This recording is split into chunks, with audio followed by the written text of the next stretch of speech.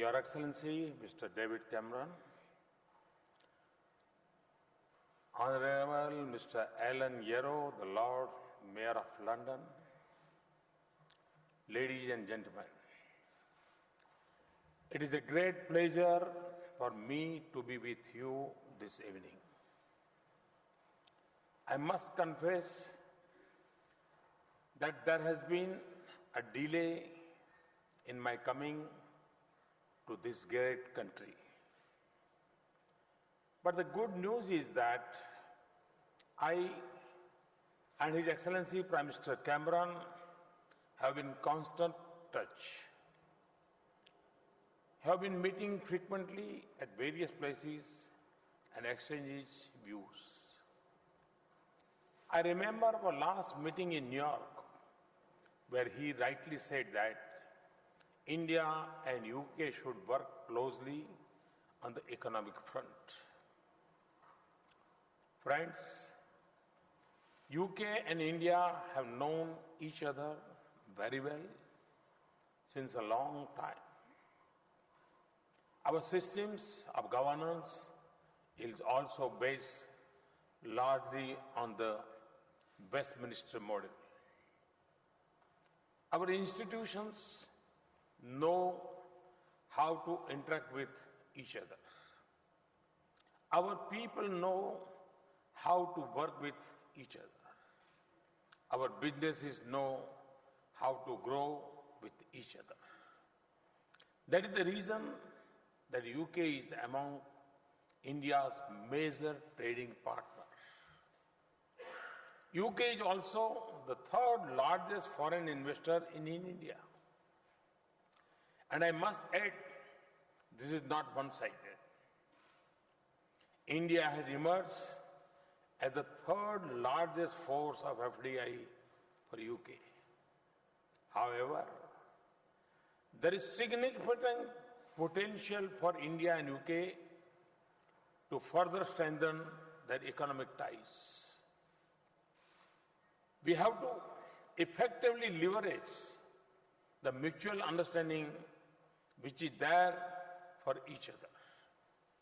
We are particularly keen to develop the sectors where UK is strong. We are working hard to create conducive conditions for this engagement. A strong Indian community here keep pushing us for better and better integration with UK. Friends, since my government took over, we have been working relentlessly to put the economy on track. Particularly, we have worked very aggressively to make India an easy and simple place to do business. We believe that this is necessary for improving the lives of ordinary citizens in India. The results of our hard work are now visible. IMF chief has recently said that India is among the few bright spots in global economy today. Our growth rate in the last year was 7.3%. The World Bank has very recently projected our growth rate at 7.5% for this fiscal and even better in the coming years. Thus, we are fortunate to be sailing in the right direction. In the World Bank report of 2016 on ease of doing business, India has moved up by 12 ranks at one go. No other major economy has made such a big improvement. We are also committed to take these corrections at the state, district and city level. States are moving hand in hand with the federal government in this task in the spirit of cooperative and competitive federalism. Recently, we did a ranking of our state governments on ease of doing business with the help of the World Bank Group. This has prompted the state governments into a healthy competition among themselves to ensure a business-friendly ecosystem.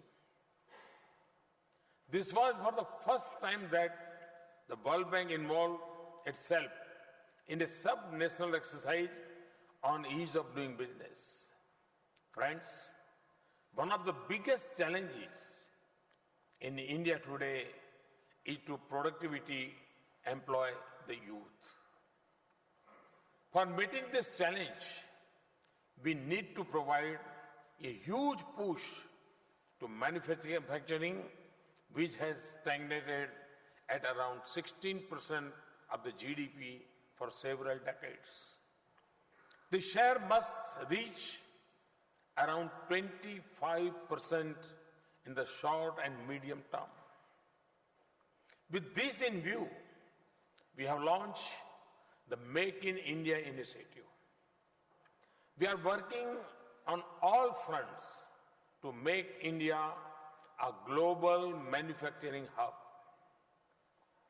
To achieve this objective, apart from vigorous exercise for ease of doing business, we have fast-tracked approvals and clearances for industry and infrastructure. The hallmark of our strategy now is policy-driven governance. Measures like transparent auction and allocation of key natural resources like coal, spectrum, iron ore have created a level playing field for investors. To enhance the flow of foreign investment, we have liberalized the FDI regime, allowing 100% FDI in railways. We have enhanced the FDI limits to 49% in defense and insurance. We are also conscious of the last mile operational issues in such policies. In that spirit, early this week, we have carried out substantial changes in the FDI regime across 15 sectors. To give an example, now there are simply no restriction in the FDI policy for construction sector. Similarly, very radical liberalization has been done in sectors like plantation, e-commerce, and single brand retail. Moreover, we have now brought most of the FDI proposals under the automatic route. With this round of reforms, I can say that India is among the most open countries for foreign investments. Infrastructure is another big challenge for India. We are keen to build futuristic physical and social infrastructure. Through self-imposed discipline in financial management, we have been able to allocate more resources for infrastructure sectors. In addition, we are setting up an India Investment and Infrastructure Fund. We have targeted an annual contribution of $3.5 billion into this fund from our own resources. We are putting in place a professional team for asset management. We have also come up with the mechanism of tax-free infrastructure bonds for projects in rail, road, and other sectors. We will work together with the British government, industry, and the financial market to deepen our relationship and harness their interest in India's infrastructure. Very soon, these bonds will become strong instruments for engagement between our financial markets. Friends, there were a number of regulatory and taxation issues which were adversely impacting on the sentiments of foreign investors. We have taken a very decisive step to remove a number of long-pending concerns. To give you some example, we have expedited regulatory clearances, including security and environmental clearance. We have increased the validity period of defense industry licenses up to 18 years from 3 years previously. We have taken almost 60% of the defense items out of the licensing process and liberalized a number of restrictions like end-use certificate for the exports. We have clearly articulated that we will not resort to retrospective taxation and demonstrated this position in a number of ways. This includes not going for imposition of minimum alternate tax of FPIS. We have introduced the concept of composite sector caps for the FPIs and other foreign investors. We have notified the regulations for the alternative investment funds. We have rationalized the capital gain tax regime for real estate investment trusts. We have modified the permanent establishment norms. We have also decided to defer the implementation of the general anti-avoidance rules for 2 years. We have introduced the GST bill in Parliament. We are hopeful to roll it out in 2016. We are working on a new bankruptcy code. The company law tribunal is soon going to be formed. Friends, we want to make sure that our tax regime is transparent and predictable. We are also keen to see that genuine investors and honest taxpayers get quick and fair decisions on tax matters. As a result of our initiatives, the sentiments for private investment and inflow of foreign investment have turned positive. FDI inflows have gone up by 40% compared with previous year's corresponding period. India has been recently ranked as the most attractive investment destination by Ernst & Young. In a ranking of the top greenfield investment destinations, in the first half of 2015, India is at number 1. Foreign Policy magazine of USA has ranked India as number 1 FDI destination. In a study of 100 countries on growth, innovation, and leadership, India has been ranked number 1 by Frost and Sullivan. India has improved its UNCTAD ranking of investment activeness from 15th to 9th. India has also jumped 16 places on the World Economic Forum's Global Competitive Index. Moody's have upgraded the rating of India as positive. Thus, just 18 months, we have successfully restored the credibility of India in the eyes of global players. Through PPP, we are encouraging private investments in areas where earlier only government used to invest. We are also divesting our stake in the public sector enterprises to instill market discipline. We are keen to learn from your experience in structuring and implementing PPP projects. I am personally convinced and want to assure you that India is committed to protect intellectual property rights of all innovators and entrepreneurs. We have taken several initiatives for transparency and online processing in IP administration. A comprehensive national IPR policy is being finalized. Friends, we want your active involvement in translating our dreams into reality.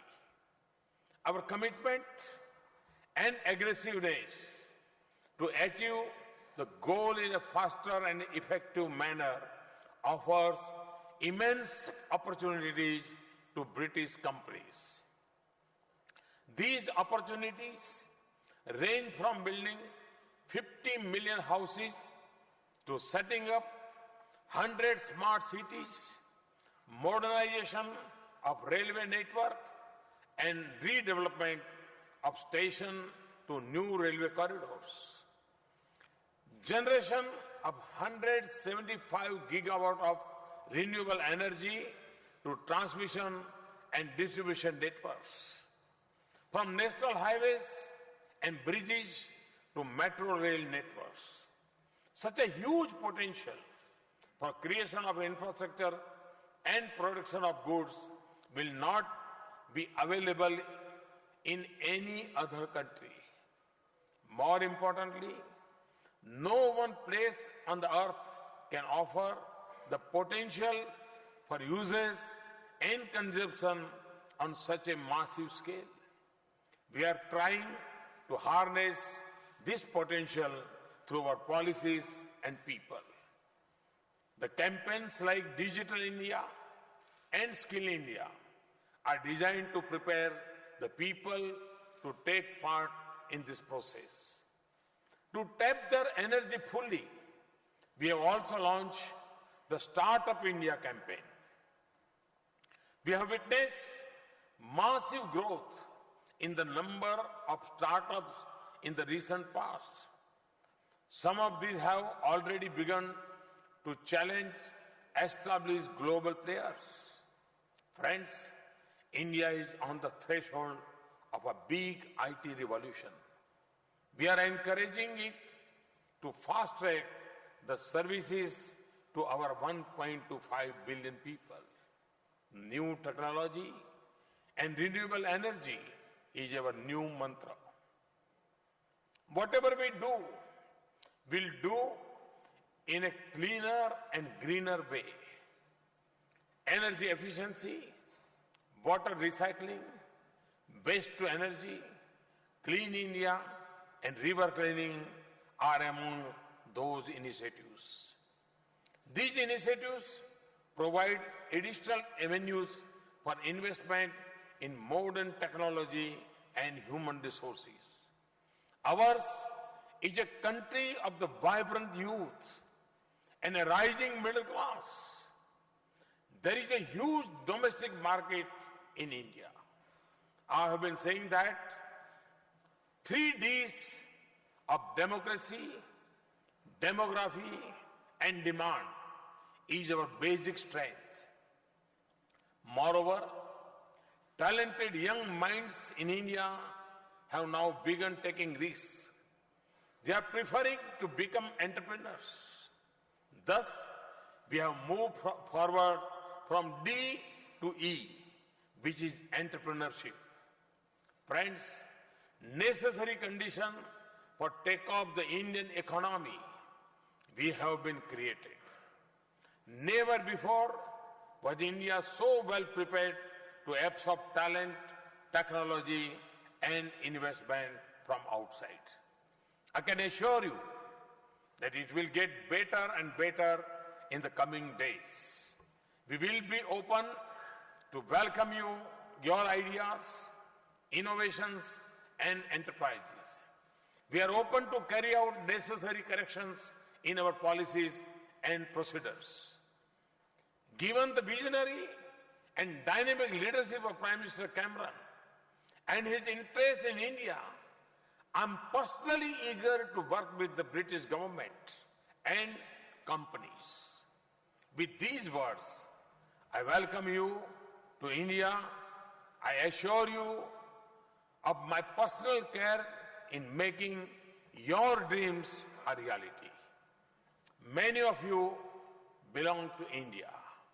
Many of you are in India already. But for those who are not there, I must say that at this point of time, it is wiser to be in India.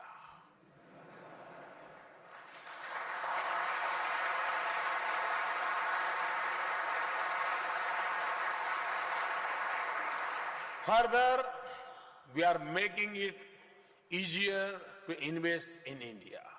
And believe me, we are making it even better to make in India. Thank you. Thank you very much.